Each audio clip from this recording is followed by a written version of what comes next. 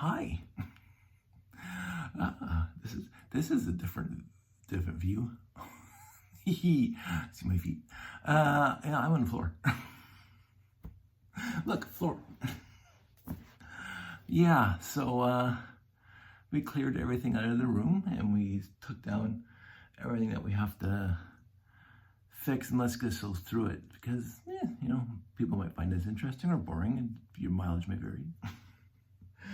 We'll probably talk about some history and what the future state and blah, blah, blah. So to start, this was not a room in the house when we first moved in. The entire basement, except for the laundry room, which is right there in the furnace room, there was only walls that were in the basement, as they sectioned off the laundry room / furnace room, and the rest of the basement was open. And that's the way it was for the longest time when we moved in. But then we had Josh. And Josh needed a rec room. Well, as Canadians, I don't know what the Americans, I think they call it the same thing. We needed a rec room for Josh to play in. So, and the caution for us, the concern for us was that he was a kid, 3, 2, well, he was never down here by himself when he was 2, but 3, 4, and 5, he was able to move around the house, and he would come down, and with the entire room being Lego, on like all the walls and all the drawers, we were choking hazards and whatever else. We decided to move all the Lego into and build a room just for the Lego. But at that time, I measured it all out. At that time, so when he was 3 or 4, we also had a chat that some future state, the Lego room would become his bedroom. Like a teenage boy does not want to be in a bedroom beside his parents' bedroom. I remember when Dad built a room in the basement of our house, which Brian lived in when Brian got into high school and whatever. And it was just me and Terry upstairs, and Brian, we built a bedroom in the basement, and Brian went off to college, and I moved to that room. He went off to university. I should be very specific. My brother's like really stupid smart, as Ben Affleck would say in Good Will Hunting, as my buddy is stupid smart. My brother, BSc in chemistry from Guelph University. Anyways, when he left, I moved downstairs. So it was just Terry, Mom, and Dad upstairs. And I played on my Commodore 64 until 3 a.m. and blah, blah. Because the parental unit's for a whole floor away. So I decided that Josh should have the same experience being by himself and, taking care of himself down here.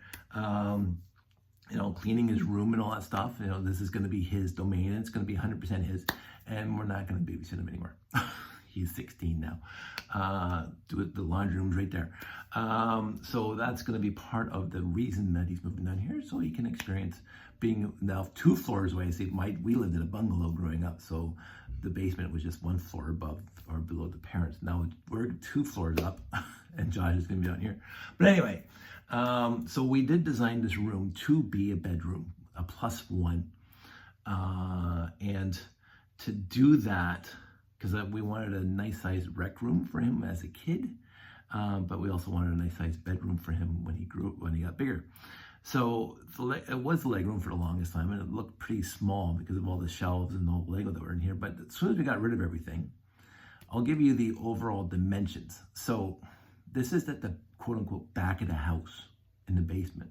So this wall here that I'm pointing at is 18 feet long, because that's how wide our unit is.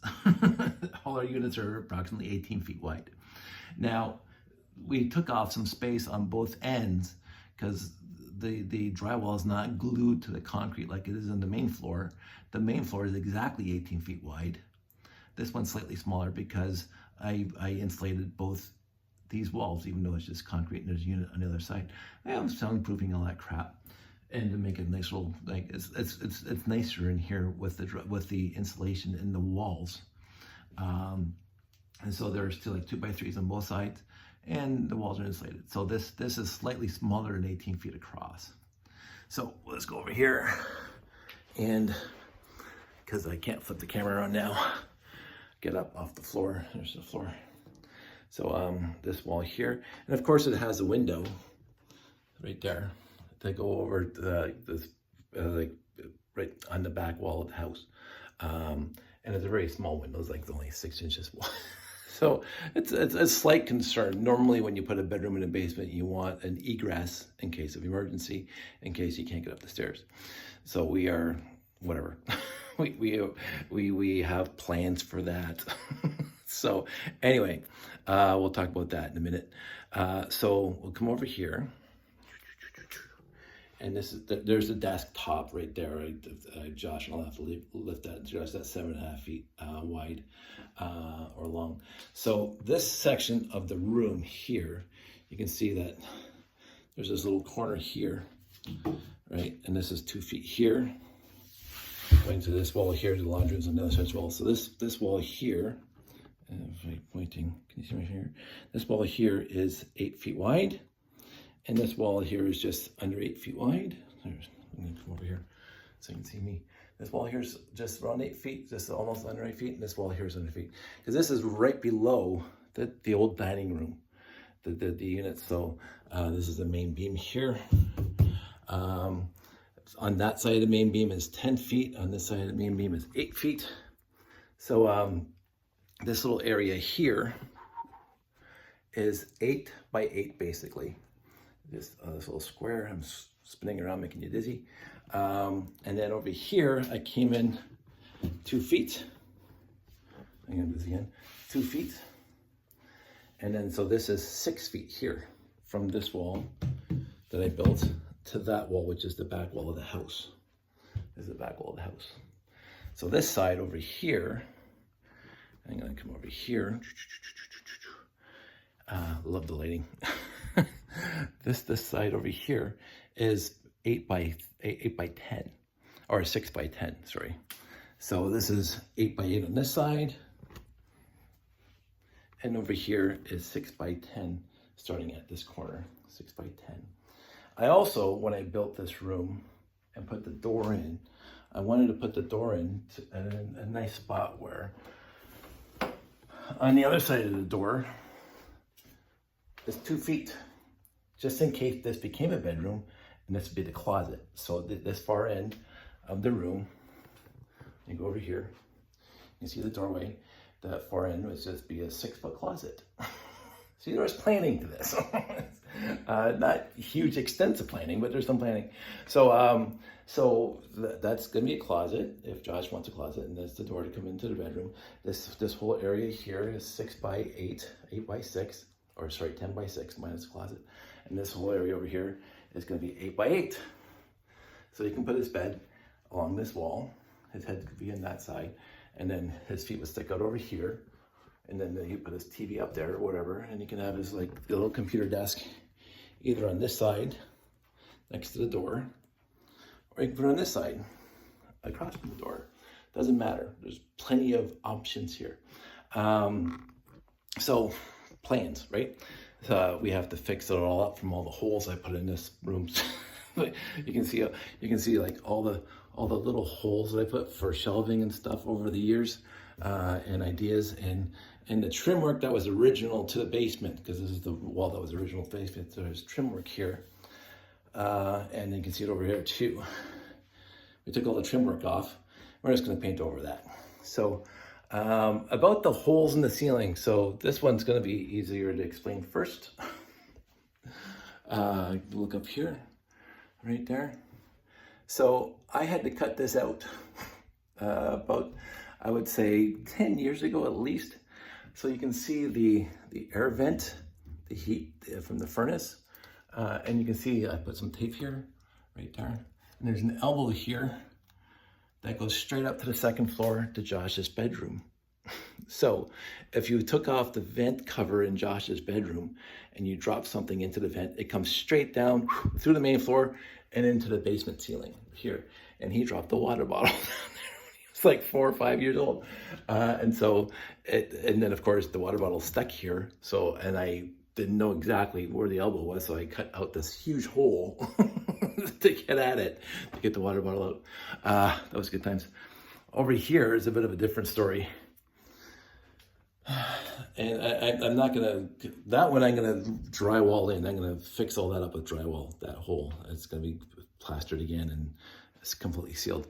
Over here is where a lot of this looks like a mess, because it is a mess. These are our security camera wires, first of all, and you can see they all come in here from all over the house, because right above here is where our little PVR is. So I ran them all to this point and went through straight to the floor, into the main floor where the PVR is. We also have our network connections. There's network connections. We also have our Freon pipe for the air conditioner right there. And then we have some vents going through the rest of the house. And we have this one in the back here, this white PVC, that's for the furnace. And I had to punch a hole through the wall to run the pipe for the, we have a high efficiency furnace, so I had to have the vent out back.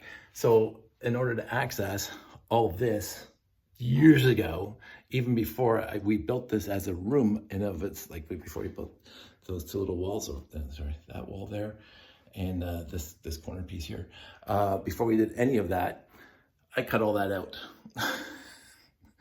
Because Sandy and I finished the basement and we drywalled the whole thing, and then we did all this work afterwards. So Sandy, when she first moved in before we were married, we gutted the basement.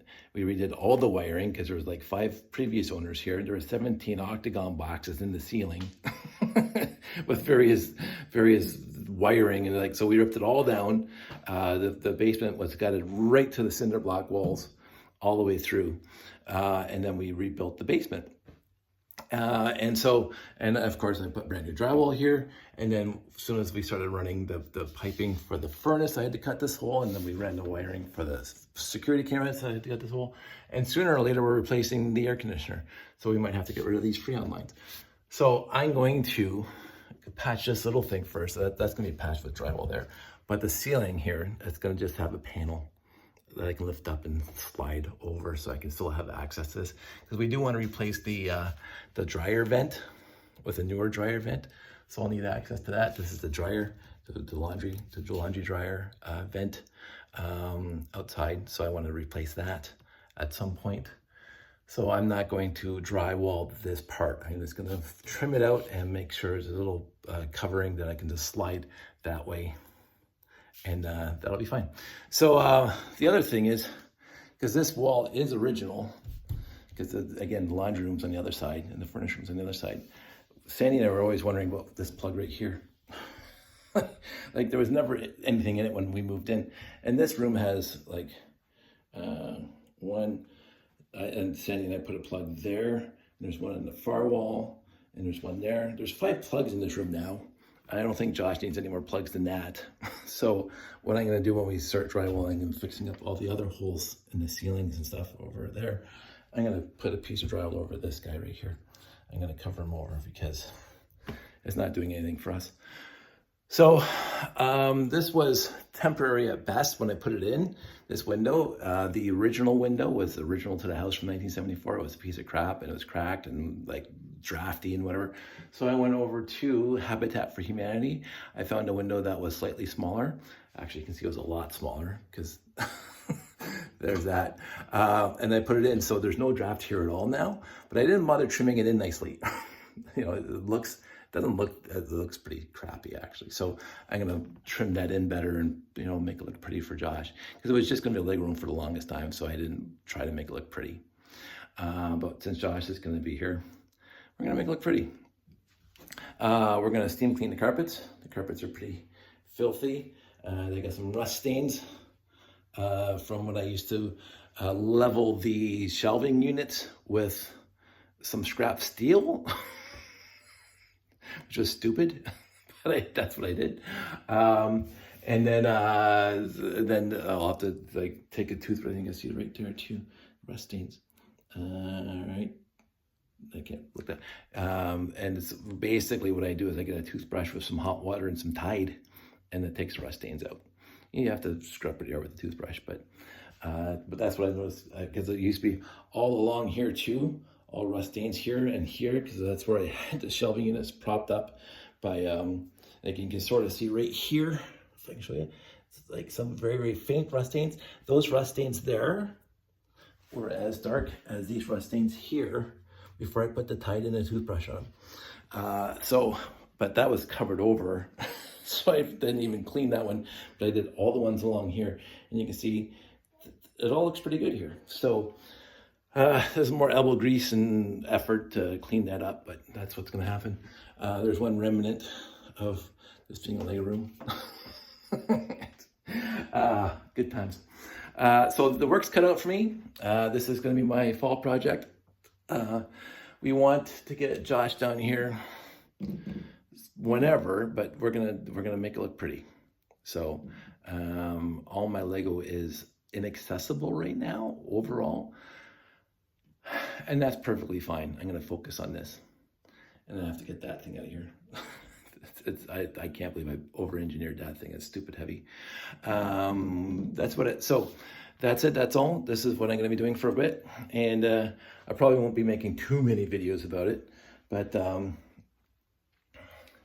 I'm amazed that this room held up as well as it did, because this was, I won't say a quick thing to do, but and of course my cutting in sucks because I'm not a painter. But my drywalling is pretty good, although you can see some blemishes in here now the light's on it. I am my own worst critic. So anyway, there you go. That's what I'm going to be doing for a little while. And I want everybody out there to stay safe, take care, and I will talk to you soon.